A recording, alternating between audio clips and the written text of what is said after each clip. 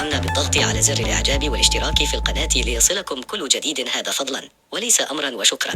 يتعرف المنتخب المغربي غدا الخميس على خصومه في دور مجموعات نهائيات كأس إفريقيا كوت ديفوار 2023، بعدما قرر الاتحاد الإفريقي لكرة القدم إجراء القرعة غدا على الساعة 8:30 مساء بمركز المعارض في أبيجان.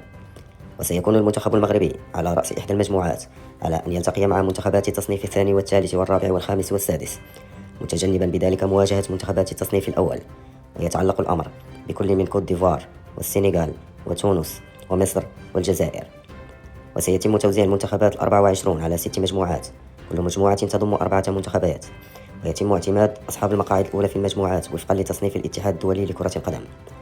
ويتأهل إلى الدور الثاني المتصدر ووصيفه، بالإضافة إلى 4 منتخبات هي الأفضل بين أصحاب المراكز الثلاث. بعد ذلك تبدأ الأدوار الإقصائية بمشاركة 16 منتخبا، ويتم إقامة باقي الأدوار بنظام خروج المغلوب. وسيكون المنتخب الوطني المغربي في المستوى الأول من قرعة نهائيات كأس إفريقيا التي ستجري شهر أكتوبر المقبل، رفقة كل من المنظم كوت ديفوار والسنغال وتونس ومصر والجزائر، فيما ضم الثاني منتخبات نيجيريا والكاميرون وغانا ومالي وبوركينا فاسو والكونغو الديمقراطية. شكرا على اهتمامكم، لا تنسوا دعمنا باللايك وتفعيل زر الجرس ليصلكم كل جديد.